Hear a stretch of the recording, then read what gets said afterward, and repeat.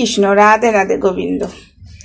তো এই দেখো পুজোর জোগাড় করে নিয়েছি, দেখতেই পাচ্ছ। এই যে ফুল, সব আমার গাছের ফুল, দেখতে পাচ্ছ।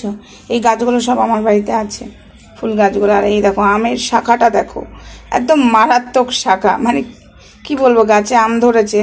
এবার মানে অনেক কষ্ট করে একদিকে দেখলাম যে এই শাখাটা রয়েছে। তো যাই হোক, এই এরকমই দিচ্ছি আমের শাখাটা, বুঝেছো বন্ধুরা।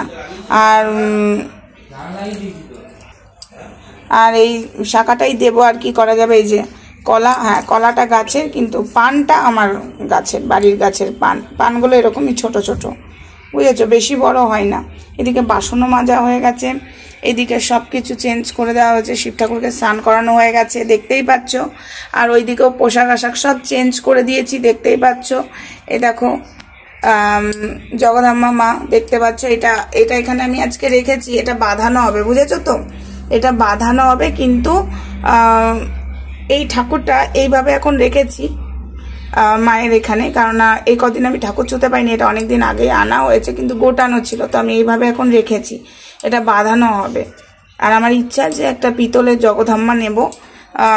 আমি দেখেছি, একজনা আমাকে পাঠিয়েছিল, খুব সুন্দর ওই জগদম্বা মাকে দেখে এত ভালো লাগলো। জগদম্বা মা মানে সত্যি বলছি, ছোট্টর মধ্যে পিতলের, তোমাদের সাথে আমি শেয়ার করতে পারবো না, তাই নাহলে আমি শেয়ার করতাম, কিন্তু আমি করব না। আমি যখন আমারটা আনবো কিনে মানে তখন তোমাদের সাথে শেয়ার করব। তো চলো আমি পুজো আচ্ছা দিয়ে নিই, ঠাকুর ঘরে আর বক বক করবো না, এই কারণেই ঠাকুর পুজো দিতে হবে। আমার অনেক টাইম লাগে ঠাকুর পুজো দিতে। চলো পরে আসছি, আগে পুজোটা দিয়ে নিই। কৃষ্ণ বন্ধুরা, এই দেখো আমার পুজো কমপ্লিট, দেখতে পাচ্ছ। পুজো হয়ে গেছে, কিন্তু কারেন্ট নেই, কারেন্ট চলে গেছে একদম। এই দেখো পুজো কমপ্লিট, পুজো দিয়ে ফেলেছি। আর এই দেখো আমার রিং লাইট হচ্ছে, দেখতে পেয়েছো, হ্যাঁ রিং লাইটটা লাগিয়ে দিয়েছি। কি করব, কারেন্ট চলে যখন গেছে। এ দেখো আমার পুজো কমপ্লিট। আজ হলো বৃহস্পতিবার, ভিডিওটা দিয়ে দেবো, ছোট্ট করে তোমাদের সাথে শেয়ার করলাম। হরে কৃষ্ণ, রাধে রাধে। আচ্ছা, একজন আমাকে প্রশ্ন করেছে, তোর ঠাকুর ঘরে একটা সিংহাসনও জোটে না? আমি কন্ট্রোভার্সি ঠাকুর ঘরে করতে চাই না, বাট এই কথাটা না বললে নয়। আমার দেখো, যেটা আমার আছে আমি সেটা কেন বলবো না। হ্যাঁ, অন্য কিছু যদি মানুষ বলতো আমি সেটা নিয়ে বলতাম না, কিন্তু ঠাকুরের বিষয় নিয়ে বলেছে, লোকে ভাববে সত্যি মানে সময় এত জ্ঞান দেয়, এত কিছু করে। ঠাকুরের সিংহাসন একটা কিনতে পারে না, আমি দেখাই, দাঁড়াও আমার ঠাকুরের সিংহাসন, দাঁড়াও।